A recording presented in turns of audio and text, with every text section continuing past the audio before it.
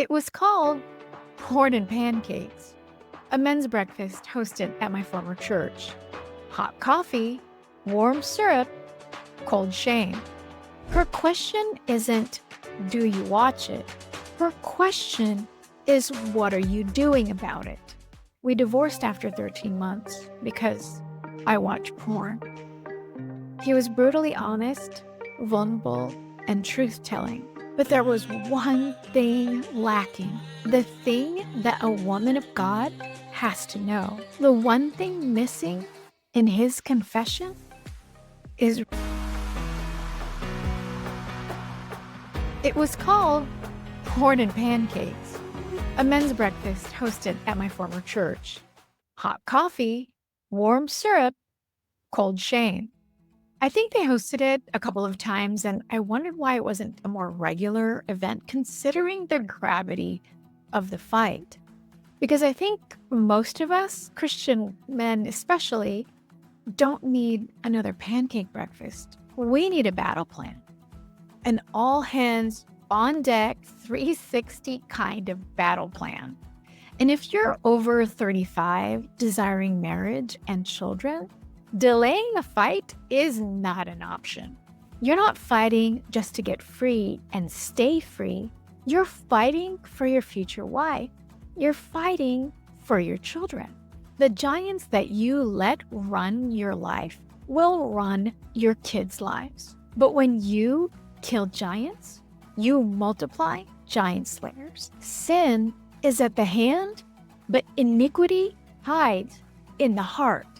And iniquity is what's passed down to the generations. Exodus 20, verses 5 and 6 says, "You shall not bow down to them or serve them, for I, the Lord your God, am a jealous God, visiting the iniquity of the fathers on the children to the third and fourth generation of those who hate me, but showing steadfast love to the thousands of those who love me and keep my commandments." Her question isn't, do you watch it? Her question is, what are you doing about it? Here's the real problem. You're not just struggling with lust. You're struggling with isolation, shame, and silence. We divorced after 13 months because I watch porn. This was tough to hear from a man of God sitting at a coffee shop. He was brutally honest, vulnerable, and truth-telling. But there was one thing lacking, a really important thing. The thing that a woman of God has to know. If there's any hope for this man marrying again, he needs to know. Sadly, I didn't feel a release or peace to speak up right then. It wasn't the time. The space was for him, his confession, his vulnerability and authenticity. If you're ever tempted to minimize the effects of porn in your life, stop. Don't do that. The one thing missing in his confession is resolve. He didn't say what he was doing about it. That omission is a pending disaster. Awareness is power, but self-awareness is a superpower. If you're minimizing the impact of porn in your life, you're in danger. Delaying repentance delays restoration. You're not just consuming adult content, you're being consumed by adult content. Every week, I tune in to the video department where YouTube creator coach Omar Al-Takori catches and drops transformational gems. One that stuck with me is this. You study it and then you practice it the same way you get better at anything.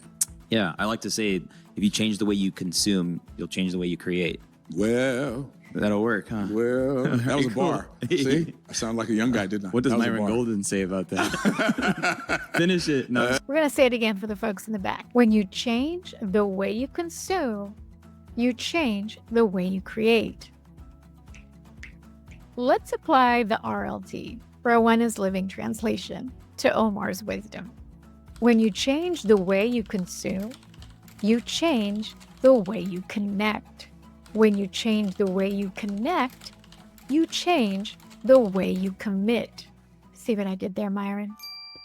On one of my long drives from Northern to Southern California, I was listening to the audiobook of Every Man's Battle. As a sexual integrity speaker, I felt it was a must read. I wasn't far into the book when I got slimed. That's the only way I could describe it. It was a wave of grotesque, perverted emotion that hit me like a spiritual ambush. I had to pull over and ask God, what the heck was that? Was it me? The book? Both? And he answered me with one word: lasciviousness. I'd never heard the word before. I didn't even know what it meant. So I looked it up when I got home. Lasciviousness, the state of being lustful, lewd, indecent. I personally found out that it's not just a behavior. It's a spirit, and it wants your eyes, your mind, and your ability to commit. And if you're not getting slimed, then you are the slime. She needs to know, but don't make it about you. It's actually about her safety, her future, her peace. Your core offer stack is clarity and stability. Now, you can't give what you don't possess, so take possession. When speaking with the men in the Kingdom Brand Collective, the members will often ask for words to say. They literally want a script. So if that's what you need today to help you on your journey, I have a few jumping off points to share. Tip 1, it's not about you, it's about her. Tip 2, don't tell her, ask her. Ask is an acronym. A is for awareness. You want to genuinely learn so that you're informed. S, safety. Create the appropriate time and space to begin this conversation. K, kindness. Before you ask, determine to be kind in your tone and understanding. Here's a suggested script. What comes up for you when you hear that porn is every man's battle? Is this a healing journey that you want to be a part of? Is there any part of this that would be a deal breaker for you now or later? What's your greatest fear around this issue? She doesn't need your perfection. She needs your effort and your honesty. Because the truth is, she may have her own story too. Women are not off the hook here. Hi, I'm Rowena at Kingdom Singles Brand. While there are countless resources and communities for young adults, there are little to no resources or communities for believers 35 and over. Not just desiring marriage, but children too. This is a micro niche that Kingdom Singles Brand is devoted to serving. You deserve a space that understands your season and your reason. And that's why we created the Desire for Marriage 5-Day Challenge. It's the long overdue pattern interrupt that breaks the monotony and surrounds you with a highly curated group of marriage-minded challengers. Both men and women of God are invited to register. We have a high value for meaningful engagement in our communities, so there's no wallflowering allowed. If you're ready to move from passivity to active preparation, join the list now at kingdomsinglesbrand.com for the next Desire for Marriage 5-Day Challenge. Now let's get back to the episode in the Kingdom Singles Brand podcast. A large group of women were gathering, and there were 7 simultaneous conversations carrying on in the room. At the time, public speaking opportunities for me were fairly consistent, and I was often invited to speak on biblical sexual integrity. So when I overheard the spicy topic of pornography, my ears perked up and I leaned into the conversation. I heard a wife venting her frustration because of her husband's use of pornography. In short, she felt disgusted by his frequency of entertainment and was nearing a breaking point. This was not my Christian crowd, so I simply nodded, listened, and maybe made an occasional comment. Then the topic of 50 Shades popped up in another cluster of women, and the room converged into one giant 50 Shades gaggle. By then, I was a full-fledged Bible-believing girl that stopped watching rated R movies for my own good and didn't even own a television anymore. But I gathered from the room that it was a movie adaptation of a book series. Another married woman shared reading one of the books during her evening commute on the train. The room was hysterical with laughter as she called herself out for getting horny on the train and was relieved that she was finally arriving home to see her husband. Days later, I was reflecting on the juxtaposition between both women's experiences with adult content. One woman was disgusted by her husband's appetite for adult entertainment in private, while another woman laughed at herself for reading pornographic content while in public. I'm sharing this story because whether you call it adult entertainment, soft porn, or the emerging trend of smut books on Book Talk, it's all in the camp of the spirit of perversion and lust of the eyes. 1 John 2, verses 16 and 17 says, "For the world offers only a craving of physical pleasure, a craving for everything we see, and pride in our achievements and possessions. These are not from the Father, but are from the world, and this world is fading away, along with everything that people crave. But anyone who does what pleases God will live forever." Do you see the contrast? One woman is heartbroken about what her husband does in private. Another laughs about what she did herself in public. And both are under the same spiritual ambush. Whether it's softcore, hardcore, smut books, lewd entertainment, it's all the spirit of perversion, and its aim is to steal, kill, and destroy. To never deny yourself anything is not freedom. It's addiction. Freedom isn't free. It's fought for. Freedom in your no and freedom in your no. No to food equals health, and no to drink equals sobriety. No to porn equals purity. No to overwork equals rest. No to greed is peace. Your no is what creates space for God's yes. When an individual is unable to attain healthy relationships due to addictive behaviors, it's likely because they've damaged their brain by chronic flooding of bonding chemicals to the brain, making them incapable of exercising self-control and long-term commitment to one individual. God created our bodies to be addicted to one person, not multitudes of people over the course of a young adulthood. Short-term relationships, sexual or emotional, can cause your brain to only be capable of short-term relationships. Porn is a huge catalyst for an inability to sustain long-term monogamous sexual relationships. Consistent and long-term exposure to adult content burns neurological pathways in your brain. In what relationship is sex most sacred, most sexy, most valued, most celebrated, and most rewarded? God made your brain to bond with one woman, one person, one covenant, one lifetime. When you're addicted to variety, you destroy your capacity for intimacy.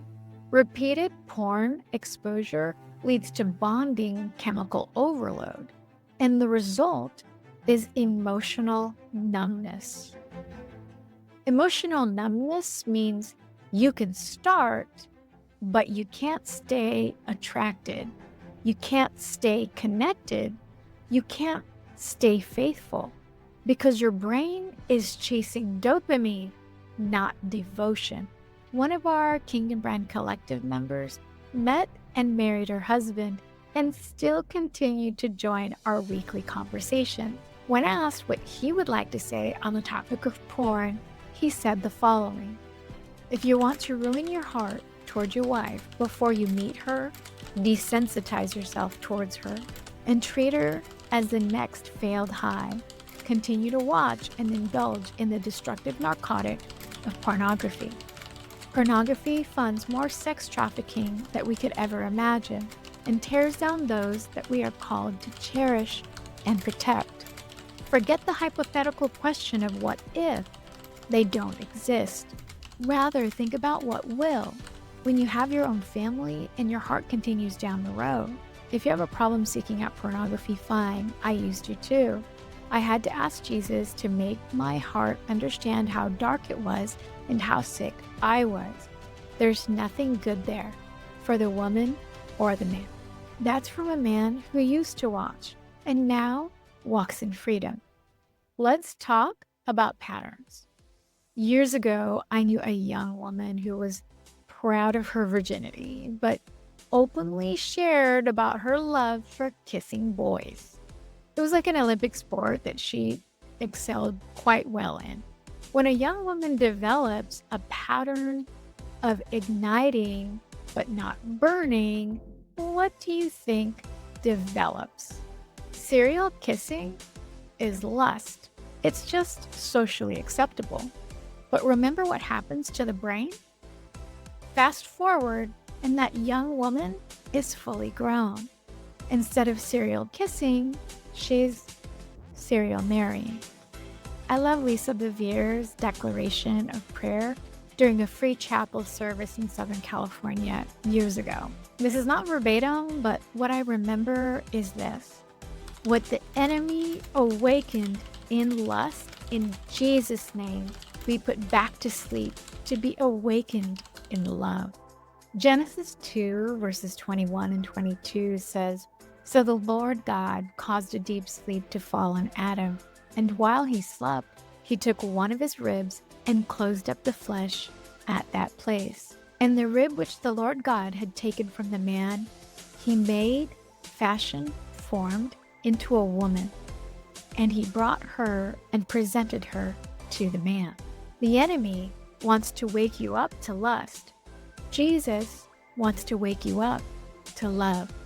1 John 2 verses 16 and 17 says, "For all that is in the world, the lust of the flesh, the lust of the eyes, and the pride of life, is not of the Father, but is of the world.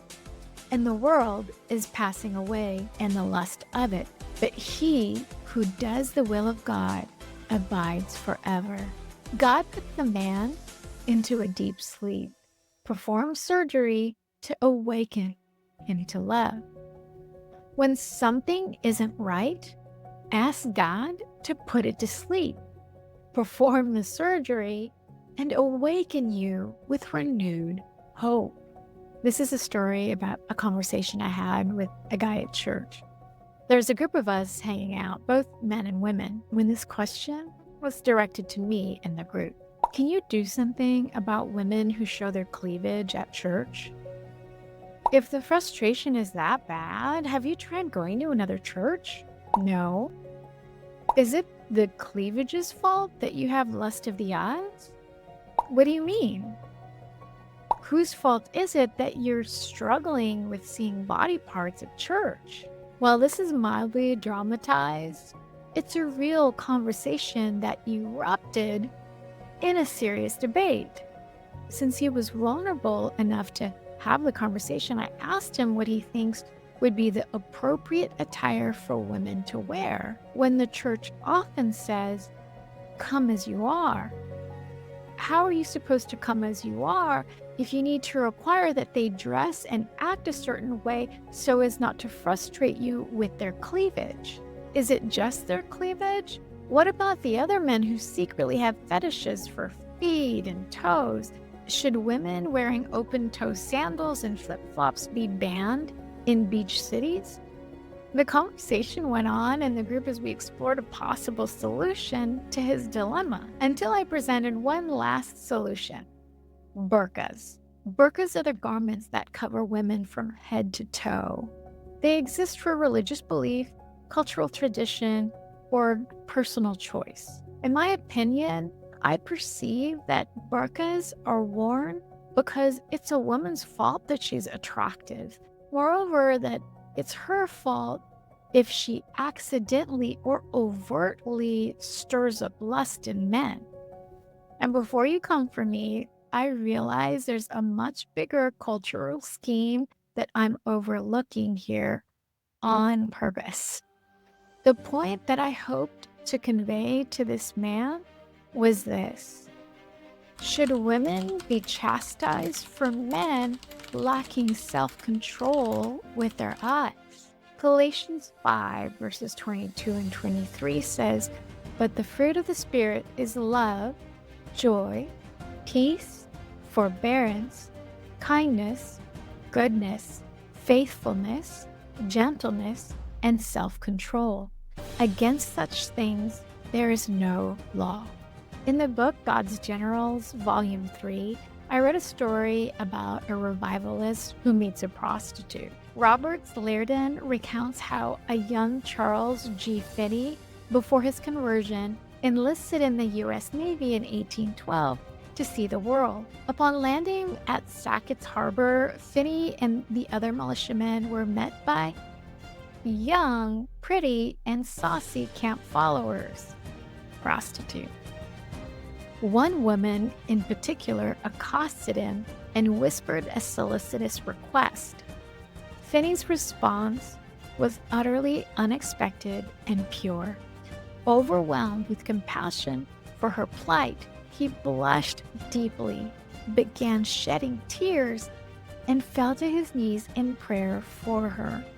Moved by his compassion, the woman was brought to tears as well. Finney later described that at Sackett's Harbor, he heard more profanity and obscenity in that one day than he had heard in all his life. An abandoned young woman accosted him. Finney's reaction: he looked at her in wonder, and when he comprehended the nature of her request, he was overcome with pity for her degradation and lack of shame that his cheeks burned, and before he could check it, he was shedding tears and sobbing violently. She, moved to shame by his extraordinary spectacle, wept too. This anecdote is found in God's Generals, Volume 3, The Revivalists, in the chapter Off to Join the Navy. It highlights Finney's remarkable, pure-hearted reply and the profound effect it had on the woman. Finney would go on to become one of America's great revivalist preachers. I'll put the book link in the description for God's Generals Volume 3 if you're interested in reading it. Here's what Charles G. Finney's personal account informs us about lust and lasciviousness. We can only stir up lust if it's already in there. That young revivalist had not allowed lust to enter into his heart, so she couldn't stir it up. When confronted with a solicitous request, his bashful and overwhelming compassion for the woman's degradation erupted him in tears.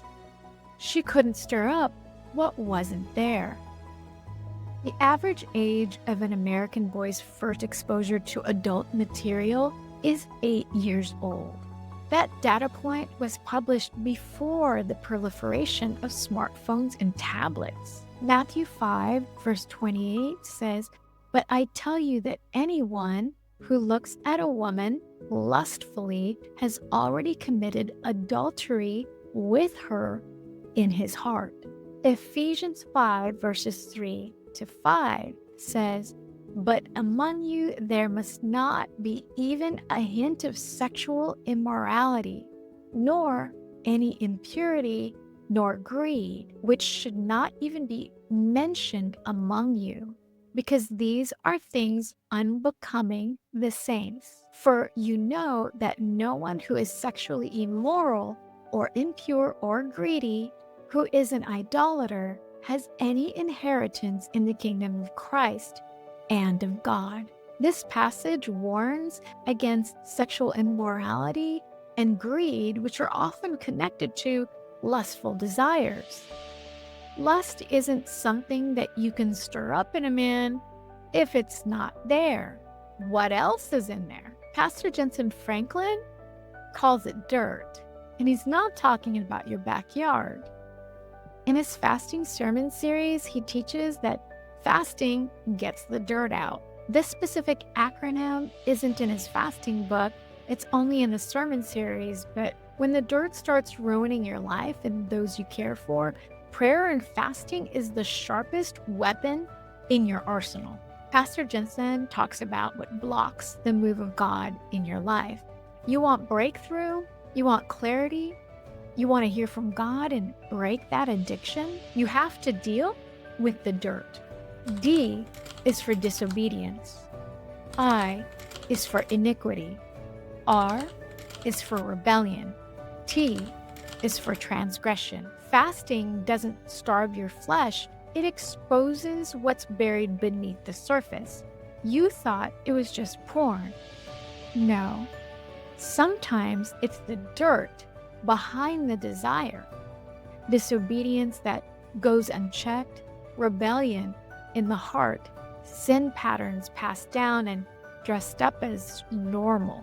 In the book of Judges 3, verses 12 to 30, Ehud plunged a sword 18 inches long into the Moab king and had to reach past the fat to pull the sword out. Some of y'all are going to have to reach past the layers of excuses and justifications to get free. Ehud couldn't retrieve the sword until the layers were dealt with. What about you? In Pastor Jensen Franklin's book called Fasting, he writes, fasting is how you dethrone King's stomach. When you fast, you empty yourself. Then you fill up with the word. You train your spirit to lead your flesh.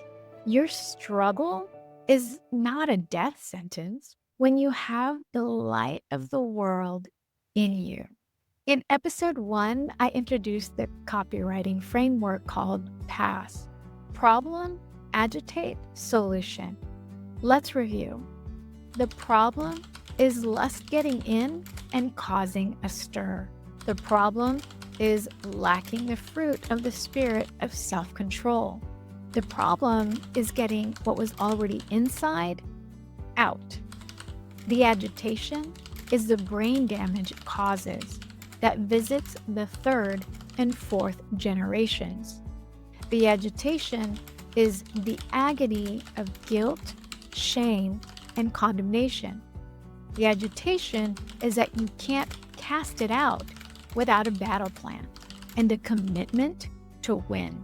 The solution is God gives you the authority to overcome and be transformed by the renewing of your mind. The solution is that God can put back to sleep what the enemy woke up in the wrong time and in the wrong spirit. The solution is brotherhood and warring alongside men of God who have slayed these giants and continue to fight a good fight. The solution is fasting and dethroning King's stomach. Not just curbing your appetite, it's about cleansing your body of the patterns and effects and healing the neurological pathways that delay your godly ambitions. Romans 12 verse 2 in the Amplified says, "And do not be conformed to this world any longer with its superficial values and customs, but be transformed and progressively changed as you mature spiritually by the renewing of your mind, focusing on godly values and ethical attitudes, so that you may prove for yourselves what the will of God is, that which is good and acceptable and perfect in His plan and purposes for you. I put these words in a frame because it's a mental model that has helped me time and time again, and it's from Kelly Minter's book, Ruth. Only a love for Christ will sustain a long-term commitment to obedience. If you want to get the girl and actually keep the girl, you've got to fight this thing head on. 2 Timothy 4, verse 7 says, I have fought the fight. I have finished the race. I have kept the faith. She's not requiring perfection. She wants your intentionality, your perseverance, your determination. She wants what you want for yourself. Victory. Watch this video next to stop killing your chances with godly women. I'll close with this. You're not single by accident. Your singleness is not happening to you. It's happening for you.